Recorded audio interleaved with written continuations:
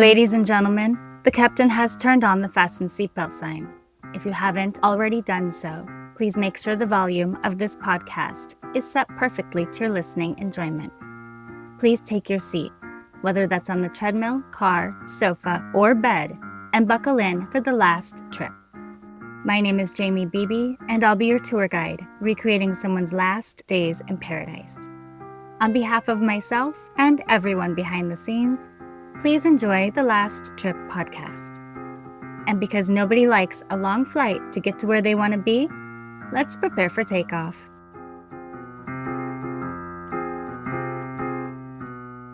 It was just after midnight on April 21st, 2007, when 22-year-old Paul Carter vanished somewhere in the dark waters between Portsmouth, England, and Malo, France.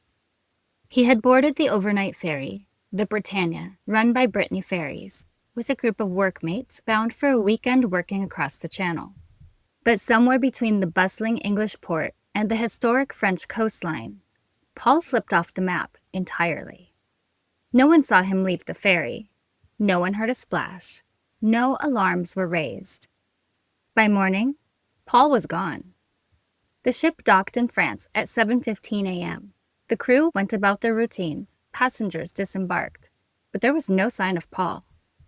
Official reports hinted at an accident. Whispers suggested he may have gone overboard, but the waters that night were calm.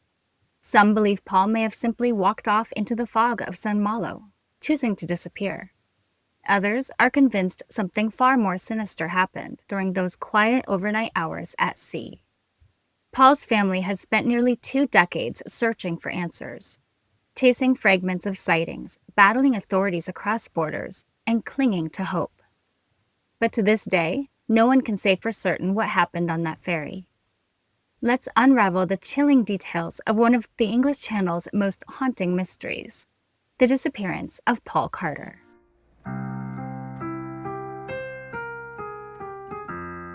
Paul's story begins, like so many adventures, with a familiar route, a crossing thousands make every year between England and France.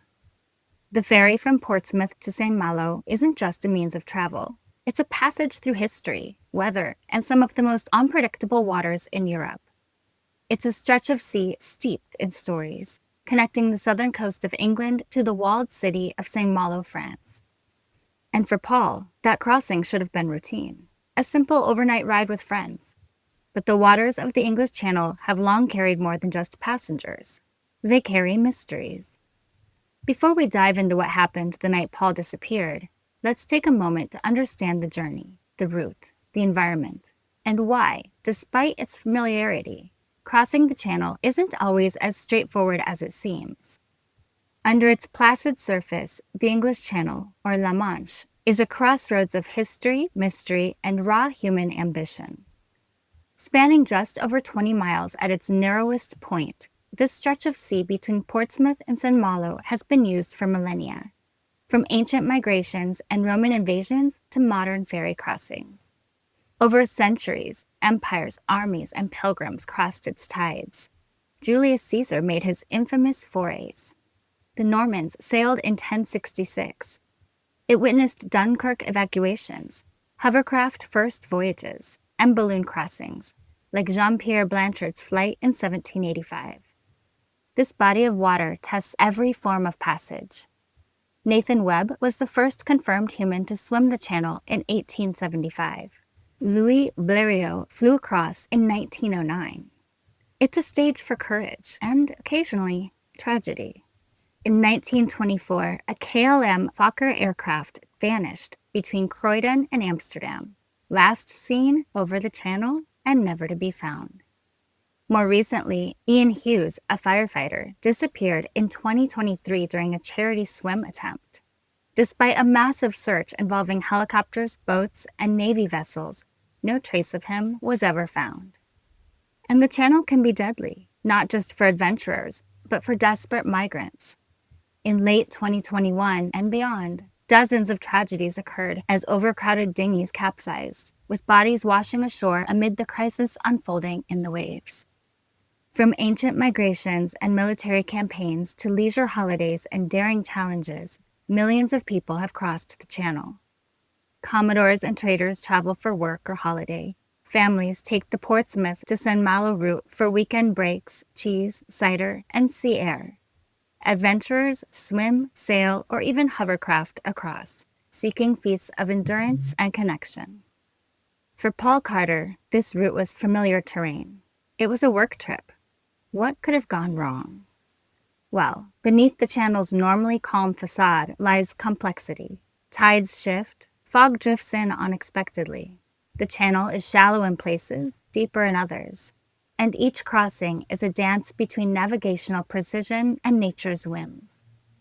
It carries cruise liners like the Britannia and the newer St. Malo, as well as cargo vessels, naval ships, swimmers, migrants, historical war fleets, and Roman galleys. While many have crossed safely, some have vanished. Passengers and planes that never reach land, daring swimmers lost in calm waters, migrant boats disappearing in plain sight. And Paul, who disappeared amid a routine ride aboard a ferry packed with people. The channel is a conduit, not just of travel, but of secrets. Each wave and fog bank can hold a story. Now, let's dive into the story of Paul Carter.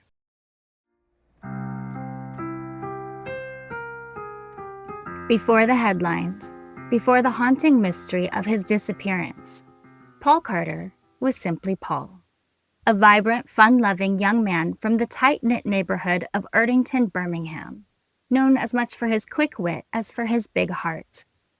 Born and raised in Erdington, Paul was the kind of person everyone seemed to know, or at least recognize, with his easy grin, dark hair, and the playful, mischievous spark in his eyes.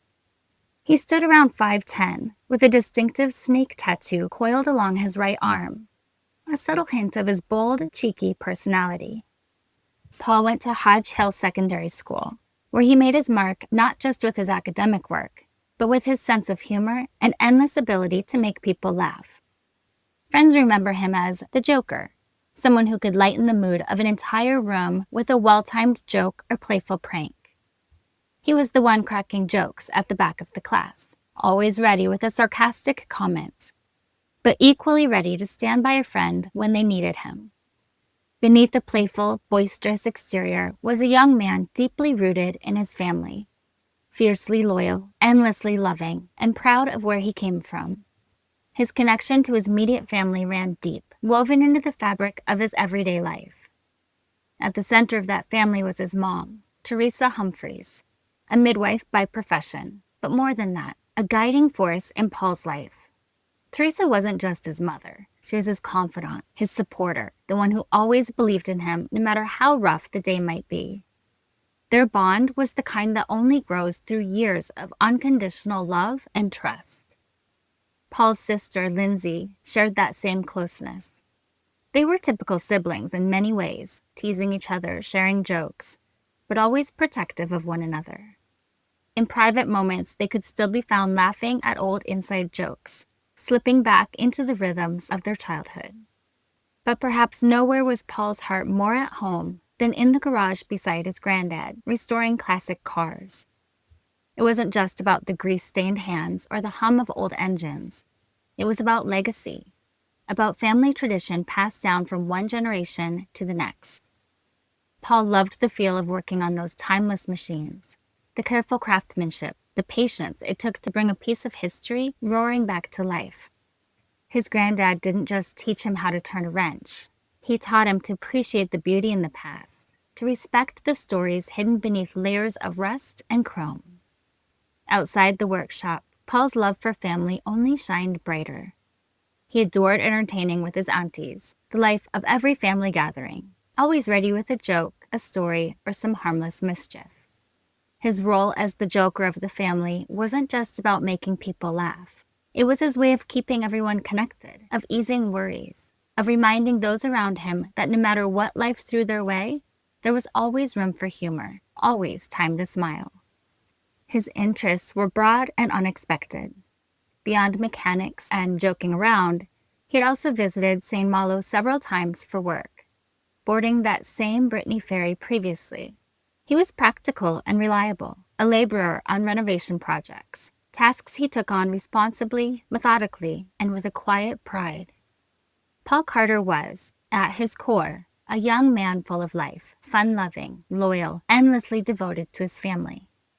He wasn't someone who kept his emotions hidden. You knew where you stood with him. You felt his presence in a room, whether it was through his laughter, his teasing, or his steady, reliable support for the people he loved most.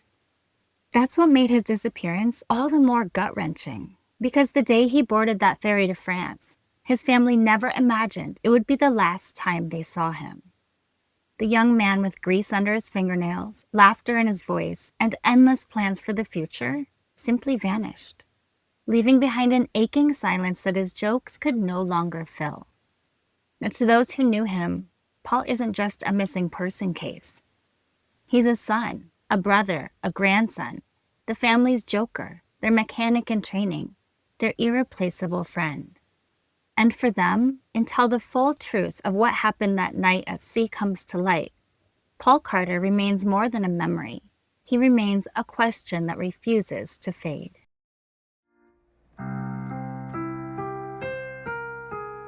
On April 20th, 2007, 22-year-old Paul Carter stepped onto the sleek, salt-sprayed decks of the Brittany Ferry's Britannia at Portsmouth International Ferry Terminal. It was a routine trip he'd made before, a weekend voyage to St. Malo to work alongside 3 close mates. But there was one slight difference in this trip. The night before he left, he told his mother he didn't want to go. Maybe he felt a premonition. Maybe he was just tired. Either way, she convinced him that he should go because he said he would work with his friends and he needed to keep his word. The terminal buzzed with evening energy. Families queued by the information desk, buses ferrying foot passengers to the ship, regulars grabbing pints at the nearby Ship and Castle pub just outside. The interior resembled a small regional airport, bright, airy, and bustling. Once aboard the Britannia, the transition was immediate. Polished reception halls, information kiosks, and crew ready at entries. Beneath its steel hull, the Britannia carried close to 2,000 passengers. Its public spaces felt more cruise ship than ferry. Air-conditioned cabins, reclining seat lounges, and live entertainment hubs. There was Les Abers, the panoramic à la carte restaurant, La Boule, a self-serve buffet, La Gerbe de Locranen, the cozy cafe serving pastries and sandwiches, and the piano-backed Yacht Club and Gwenha du Bars, alive with live acts and laughter. On Deck 9 and higher, the open sun decks offered calm respite, the perfect vantage for waves, foghorns, and the endless channel views. That night, Paul joined his friends in roaming the decks, trying cabins and reclining seats until around midnight, when he was seen stepping away from the lounge alone. The hum of engines, the echo of the hull, and the distant breeze were familiar comforts, interwoven with occasional laughter from fellow travelers. He may have paused at La Gerbe de Locranen for tea, or peered through the foyer under Alexander Goody's Brenton murals, fading into the quiet corridors where passengers drifted into deep sleep. Crew patrols circulated with routine calm. No lights flashed in alarm, no voices raised, just the vessel's fluid heartbeat across the channel. At 7:15 a.m., the Britannia glided into St. Malo's harbor, sunrise painting the world pink. As his friends disembarked, they looked for him, called out his name. But they were met with silence. There was no sign of Paul on or off the boat. Crew statements confirmed no unusual events, no falls, no alarms, no disturbance recorded. It was as if Paul simply vanished into thin air. By the time Paul's mother got word, her world had shattered. She'd encouraged Paul to go on the trip, and when they spoke shortly before he left, his tone was quiet, as she remembered, almost reflective. Suddenly, the jokester's son, the devoted brother, the cherished grandson, was missing.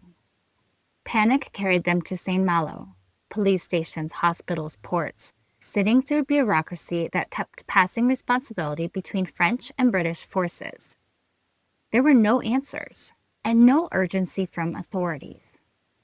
The calm night offered no clues. Coast Guard said if he'd fallen overboard, they would have found him. There was no debris, no emergency stop, no CCTV capturing a stumble or a misstep.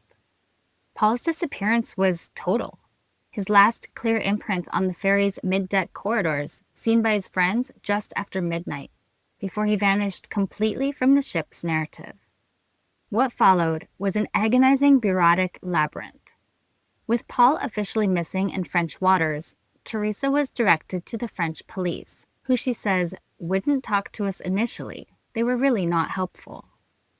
She and her husband spent 2 tense days, armed with an iPad and translated posters, pounding the cobbled streets of St. Malo, local hospitals, pubs, and police stations, hoping for a breakthrough. Meanwhile, West Midlands Police and Brittany Ferries each passed the case along, drawing sharp, frustrating lines between jurisdictions. Refusing to wait for progress, Teresa and her family launched their own campaign. Missing person posters appeared across French coastal hotspots. Notices were pinned to ferry terminals, inside clinics, at cafes, anywhere someone might recognize Paul. They reached out to the Coast Guard, the ferry company, even traced his drive from Birmingham, only to hit wall after wall. The family's searches became methodical and exhaustive. According to publicly shared investigation logs, they scoured car parks and clifftop vantage points, collected vehicle fingerprints and analyzed petrol tank records, consulted bunker blueprints and RAF maps, reconstructed Paul's likely routes using video and data, interviewed locals and media contacts, wrote to MPs, coordinated press features, and they have never stopped. French witness accounts trickled in. A woman said she saw him step off the boat in St. Malo, but it was claimed that police failed to follow up on that lead. Statements were taken in French, signed without full understanding. Investigations bypassed basic checks, no vehicle forensics, no in-depth interviews.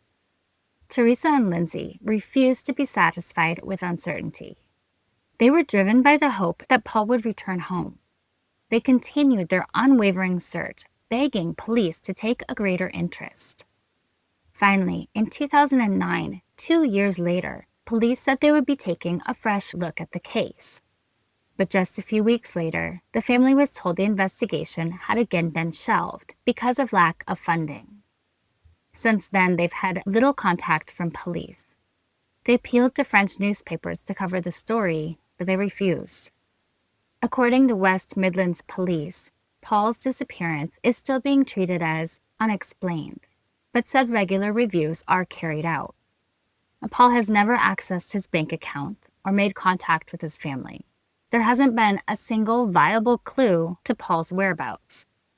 And then, in 2020, a woman told Paul's family she believed he was living homeless in Slough, England. Teresa was shown a picture of a man who was allegedly going by the name of Paul, and she admitted there was a resemblance. But the trail went cold, with homeless shelters in the area unable to say if Paul had been there, and the COVID-19 pandemic slowing the search to a crawl. In early 2025, Teresa teamed up with the UK charity Missing People to relaunch the public appeal, coinciding with Paul's 40th birthday. Publicity officer Nadella Senghor voiced that if anyone has any information, they can contact Missing People's helpline, saying, "Paul, if you're reading this, please get in touch." Despite frustration and dead ends, Teresa's resolve remains unwavering. She confesses the fear of missing a call from Paul keeps her from sleeping. But she stands firm, saying, "I can't give up on him. I truly believe he is alive. I think I would know if he wasn't." Now, all these years later, jurisdictions may change, forensic tools may improve, but Paul Carter's disappearance remains a mutely haunting puzzle. No CCTV footage showing him stepping off the vessel, no physical traces, no viable sightings they can follow up on. Just hundreds of posters, heartfelt pleas, and a single family refusing to give up.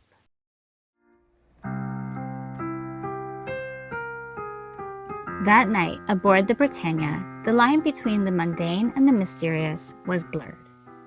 When Paul Carter vanished, what followed were whispered theories. Some hopeful, some chilling, some tinged with dread. At first, the simplest theory held up. Paul fell into the channel. But that seemingly straightforward possibility, it soon unraveled. Coast guards later stated that the waters were calm that night, and in such conditions, a body would likely have surfaced or washed ashore. With no debris, no alarm, no splash, the silence of that sea seems too profound, too intentional to be accidental. So another theory emerged: suicide. But skeptics, and especially Paul's family, rejected it outright. He was planning a renovation trip, helping friends in St. Malo and in high spirits. Records from police logs reveal the family felt the police prematurely embraced this theory, and the calm waters, again, would have betrayed such an act. Suicide suggested order and chaos, but the disappearance offered none. Some proposed a different scenario. Perhaps Paul left the ferry and walked away, disappearing into France. A French witness allegedly saw someone matching his description disembark, but that lead evaporated when police failed to follow up. Without CCTV footage, phone records, or bank activity tracing him, the idea remained airborne, neither supported nor ruled out. What about foul play? Could someone have taken him from the ship? Inside the ferry's corridors, quiet, dimly lit, patrolled only occasionally, an unknown presence could have lurked. Entertainment events, crew-only areas, open decks, ideal places for someone intent on staying unnoticed. While no direct evidence supports this theory, the absence of signs, no struggle, no note, no sudden emergency, leaves room for darker scenarios. Perhaps a targeted abduction or a chance encounter with someone with ill intentions. One cryptic online whisper speculated that Paul might have been experimenting with prescription or illicit substances that night. Whether he was slipping in and out of consciousness or stumbled into a dangerous mix of sea air and medication remains uncertain. That hypothesis raises questions, but lacks corroboration. Then there's the haunting possibility, a perfect slip of identity, where Paul simply disappeared. No money spent, no calls made, no trace. Just a ghost amid passports and luggage. A final choice to vanish without signal. The family clings to hope that he is alive until proven otherwise, insisting no accidental fall or oversight explains his disappearance. For Teresa and Lindsay, every theory has been unacceptable. They reject suicide, refuse to accept accident, and cannot find comfort in disappearance without a trace. They probe deeper into ferry surveillance logs, where the cameras checked thoroughly. Crew and passenger statements. Who else reported midnight sightings? Official duties. Why weren't cabin records, security logs, or corridors swept more comprehensively? After all these years, the silence is the loudest thing of all. Each theory invites more questions. If he fell, why leave no ripple or splash? If he walked away, why no cry for help, phone call, or findable activity? If someone took him, why hasn't a single witness emerged to claim suspicion? Teresa's belief that Paul is still alive rests not on proof, but on disrupted reality, saying, I would know if he wasn't. Could a mother's intuition be right? An accident buried by calm seas, a calculated escape into an anonymous world, a moment we'll never see, or a crime we haven't uncovered. Any of these could be the truth, or perhaps none. No footprints, no farewell, only a mother's conviction and a family's unyielding search, all centered on a single question still drifting with the tide. What became of Paul Carter?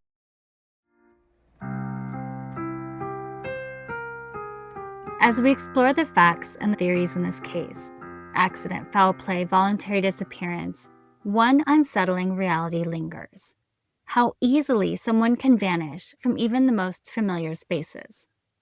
Paul Carter wasn't hiking through a remote wilderness. He wasn't off-grid or unreachable. He was surrounded by people aboard a structured, secure vessel with staff, cameras, and protocols. And yet, he still disappeared. Stories like Paul's remind us how quickly comfort zones can shift, how travel, even routine journeys, carry hidden risks. That's why I want to share a few safety tips for anyone boarding a ferry, cruise, or any water transport. Awareness doesn't erase danger, but it can prepare us to face it. Hearing stories like this, it's easy to think, this couldn't happen to me. But the truth is, even in structured environments, people can still slip through the cracks.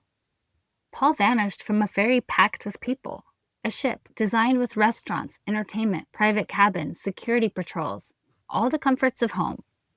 But he disappeared. And while this case remains unsolved, it reminds us how important it is to approach any sea voyage with caution and awareness. So whether you're taking a short ferry crossing, a weekend cruise, or a long-haul journey, here are the essential safety tips to protect yourself and your loved ones when traveling at sea. When you board a ferry or cruise, the first thing to do, even before grabbing a drink or finding your seat, is to familiarize yourself with the ship's layout. Locate exits, lifeboats, life jackets, and muster stations. Learn where the main decks are and how to reach them quickly. Find designated safe zones, lounges, staffed areas, well-lit corridors. Ships like the Britannia often span multiple decks, with cabins, stairwells, and secluded outdoor spaces. It's easy to get turned around, especially at night. The more familiar you are with your surroundings, the safer you are. Paul boarded with friends, but was last seen walking off alone around midnight. Now, it's crucial to stick with your group, especially late at night or on deck. If you plan to explore alone, tell someone where you're going and when you'll be back. Keep your phone charged and within reach.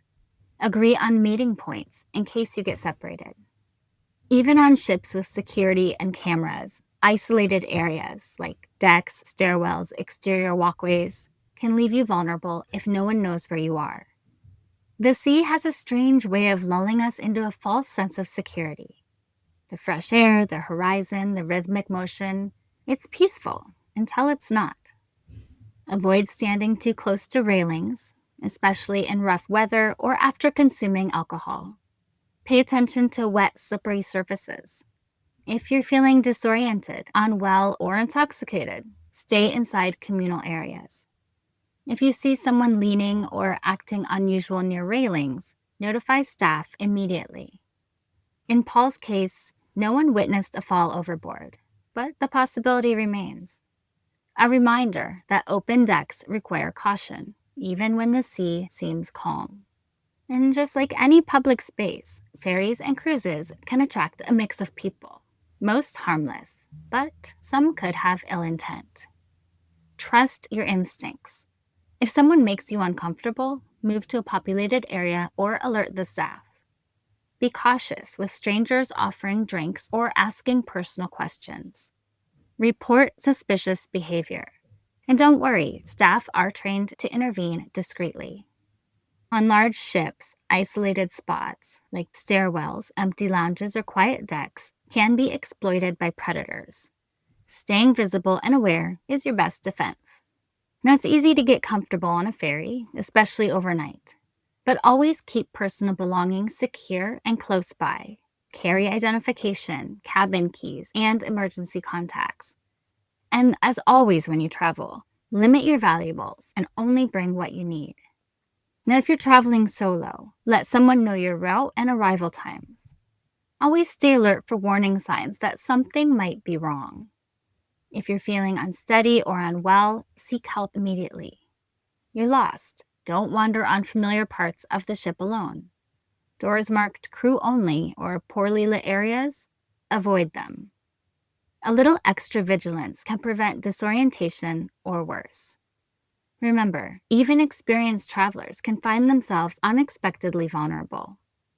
And what do you do if someone you're with goes missing, even for a short time? Don't wait. Notify ship staff immediately. Request a PA announcement if needed. Insist on checking cabins, common areas, CCTV footage, and ask for Coast Guard involvement right away. In missing person cases, the first few hours are critical. The longer you wait, the harder it is to retrace steps, especially once the ship docks and passengers disembark. Paul's disappearance wasn't supposed to happen. His friends, his family, even the ferry company believed they were in a safe, structured space. But his story reminds us that safety is never guaranteed, and preparation is key. So whether you're traveling solo or with loved ones, on a ferry, cruise, or any sea voyage, stay aware, stay connected, trust your instincts, and most importantly, speak up early if something doesn't feel right. We can't rewrite what happened to Paul, but by sharing his story, maybe we can help someone else stay safe the next time they step aboard.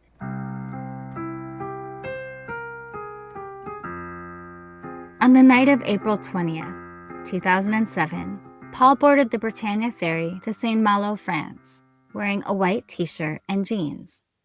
He's white, around 5 feet 10 inches, slim to medium build, with short dark hair in a neat short back and side style, brushed forward.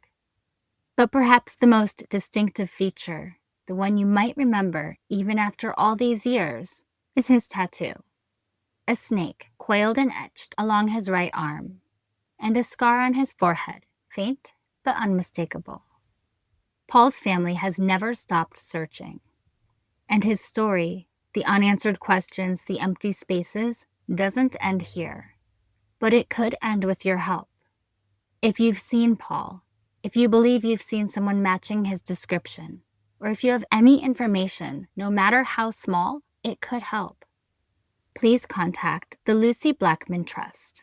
From within the UK, call their free phone information line at 0800 098 8485. If you're overseas, dial +44 800 098 8485. Or if you prefer, email them directly at ops@lbtrust.org. Paul's loved ones have carried this search for nearly 2 decades. But hope doesn't expire. It only takes one tip, one sighting, one piece of forgotten information to change everything. Awareness, keeping Paul's name in the news, in social media, in podcasts like this one, remembering his name and his story, that's what keeps the hope for answers alive.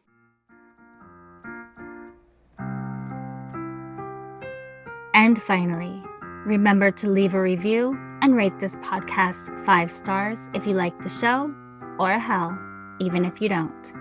But either way, feel free to let me know what you think. Please follow The Last Trip on Instagram at The Last Trip Crime Pod, and subscribe on Patreon to support the show.